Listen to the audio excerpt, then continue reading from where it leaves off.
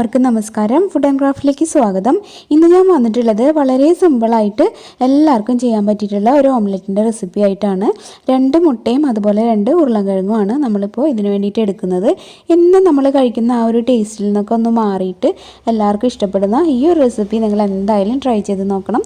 കുഞ്ഞുങ്ങൾക്കൊക്കെ അത് എന്തായാലും ഇഷ്ടപ്പെടും. അതുപോലെ ഗസ്റ്റൊക്കെ വരുമ്പോൾ നമുക്ക് ട്രൈ ചെയ്യാൻ പറ്റിയിട്ടുള്ള നല്ലൊരു പെട്ടെന്ന് ഉണ്ടാക്കാൻ പറ്റിയിട്ടുള്ള റെസിപ്പിയാണ്.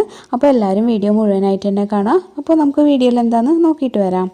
ഇതിനു വേണ്ടിയിട്ട് ഞാനിവിടെ എടുത്തിട്ടുള്ളത് 2 മീഡിയം സൈസ് ഉരുളൻകിഴങ്ങും പിന്നെ 2 മുട്ടയാണ്.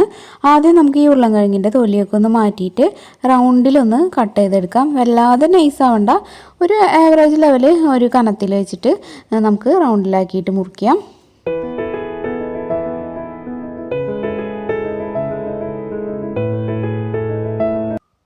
ഇനി നമുക്കിതിലേക്ക് ആവശ്യത്തിനുള്ള ഉപ്പും കൂടെ ചേർത്തിട്ട് നന്നായിട്ട് മിക്സ് ചെയ്ത് ഒരു 15 മിനിറ്റോളം വെക്കാം. ഉപ്പൊക്കെ നന്നായിട്ടൊന്ന് പിടിക്കട്ടെ. വേണമെങ്കിൽ ഇതിൽ ഒരു നുള്ളു മഞ്ഞൾപ്പൊടിയും കുരുമുളക് പൊടിയൊക്കെ ചേർക്കാം. അത് നിങ്ങളുടെ ഇഷ്ടത്തിനനുസരിച്ച് ചെയ്താൽ മതി കേട്ടോ. ഇനി ഇതുപോലുള്ള ഒരു ചെറിയ പാത്രത്തിലേക്ക് 2 മുട്ട പൊട്ടിച്ചൊഴിക്കുക. എന്നിട്ട് അതിലേക്ക് ആവശ്യത്തിനുള്ള ഉപ്പും കുരുമുളക് പൊടിയും കൂടെ ചേർത്ത് നന്നായിട്ടൊന്ന് മിക്സാക്കി എടുക്കുക. ഇതുപോലത്തെ ഒരു സ്പൂൺ വെച്ചിട്ട് നന്നായിട്ട് മിക്സ് ചെയ്ത് എല്ലാം കൂടെ യോജിപ്പിക്കുക. ഇതിൽ വേണമെങ്കിൽ നമുക്കൊരു നുള്ളു മഞ്ഞൾപ്പൊടി ചേർക്കാം, ഒരു നല്ല കളറ് ഭംഗിയിൽ വരാൻ വേണ്ടിയിട്ടാണ്. അതുപോലെ ഇത് വേണമെന്ന് വെച്ചാൽ നമുക്ക് മിക്സിയിലും ഒന്ന് തിരിച്ചെടുക്കാം, പെട്ടെന്ന് അങ്ങോട്ട് മിക്സായിട്ട് കിട്ടും. ഇപ്പോൾ ഇത് നന്നായിട്ട് മിക്സ് ആയിട്ടുണ്ട്. ഇനി ഇത് നമുക്ക് മാറ്റി വയ്ക്കാം. എന്നിട്ട് ഗ്യാസ് ഓൺ ചെയ്തിട്ട് ഏതെങ്കിലും ഒരു പാൻ അവിടെ ചൂടാക്കാനായിട്ട് വെക്കുക. ഇനി ഇതിലേക്ക് കുറച്ച് ബട്ടർ ഇട്ട് കൊടുക്കുകയാണ്. ബട്ടറിൽ ചെയ്യുമ്പോൾ ഒരു പ്രത്യേക ടേസ്റ്റാണ്, അതുകൊണ്ടാണ്. ബട്ടർ ഇല്ലയെന്നുണ്ടെങ്കിൽ നിങ്ങൾക്ക് ഏതെങ്കിലും കുക്കിംഗ് ഓയിൽ യൂസ് ചെയ്യാം. ഈ ഇതിലേക്ക് നമുക്ക് നേരത്തെ നമ്മൾ മാറ്റി വെച്ചിട്ടുള്ള ഉരുളൻകിഴങ്ങിൻ്റെ പീസുകൾ ഇങ്ങനെ റൗണ്ടിൽ വെച്ച് കൊടുക്കാം. എല്ലാം നന്നായിട്ട് ഇങ്ങനെ സെറ്റ് ചെയ്തിട്ട് വെക്കുക.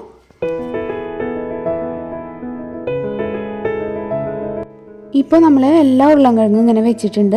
ഇനി നമുക്ക് കുറച്ച് നേരം ഒന്ന് വെയിറ്റ് ചെയ്ത ശേഷം ഇതൊന്ന് അടച്ച് വെച്ചിട്ട് കുക്ക് ചെയ്തെടുക്കണം. നല്ല സോഫ്റ്റായിട്ട് വരണം. അടിഭാഗം ചെറുതായിട്ടൊന്ന് മുരിഞ്ഞ് തുടങ്ങുകയും ചെയ്യും. അതുപോലെ മുകളിൽ നമുക്ക് തൊട്ട് നോക്കുമ്പോൾ നല്ല സോഫ്റ്റായിട്ട് വരുന്നതും അറിയാൻ പറ്റും. അതിന് ശേഷമാണ് നമുക്ക് ഇതിലേക്ക് മുട്ട ഒഴിച്ച് കൊടുക്കേണ്ടത്. ഒന്ന് തുറന്നിട്ട് ഒന്നിങ്ങനെ കുത്തി നോക്കിയാൽ മതി. അപ്പോൾ അറിയാൻ പറ്റും ഉരുളൻകിഴങ്ങ് നല്ല സോഫ്റ്റ് ആയിട്ടുണ്ടാവും. അപ്പോൾ നമുക്ക് ഇതിലേക്ക് മുട്ടയുടെ മിക്സ് ഒഴിച്ച് കൊടുക്കാം.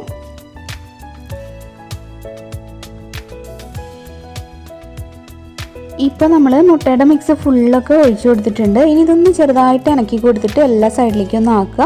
അതിനുശേഷം മുകളിൽ ഞാനിതുപോലെ ഗ്രേറ്റ് ചെയ്ത് വെച്ചിട്ടുള്ള ബട്ടർ ഒന്ന് ഇട്ട് കൊടുക്കുകയാണ്. നിങ്ങളുടെ കയ്യിൽ ചീസ് ഉണ്ടെങ്കിൽ അതായാലും മതി, അപ്പോൾ കുറച്ചുകൂടെ ഒരു ടേസ്റ്റ് ഉണ്ടാവും. അതിനുശേഷം നമുക്കിത് മൂടി വെച്ചിട്ട് ലോ ഫ്ലെയിമിലൊന്ന് കുക്ക് ചെയ്തെടുക്കാം. തുറന്നിട്ടൊന്ന് തൊട്ട് നോക്കിയാൽ മതി കുക്കായോ എന്നുള്ളത്. അപ്പോൾ നമുക്കിത് നിർത്താം. ഒരു 2-3 മിനിറ്റ് കഴിഞ്ഞപ്പോൾ ഇത് ഞാൻ തൊട്ട് നോക്കുമ്പോൾ കണ്ടില്ലേ നന്നായിട്ട് കുക്കായിട്ടുണ്ട്. ഇനി നമുക്കിതിൻ്റെ മുകളിൽ വേണമെങ്കിൽ കുറച്ച് കുരുമുളക് പൊടി ഒന്ന് സ്പ്രിങ്കിൾ ചെയ്ത് കൊടുത്തിട്ട് ഇത് ഓഫ് ചെയ്യാം.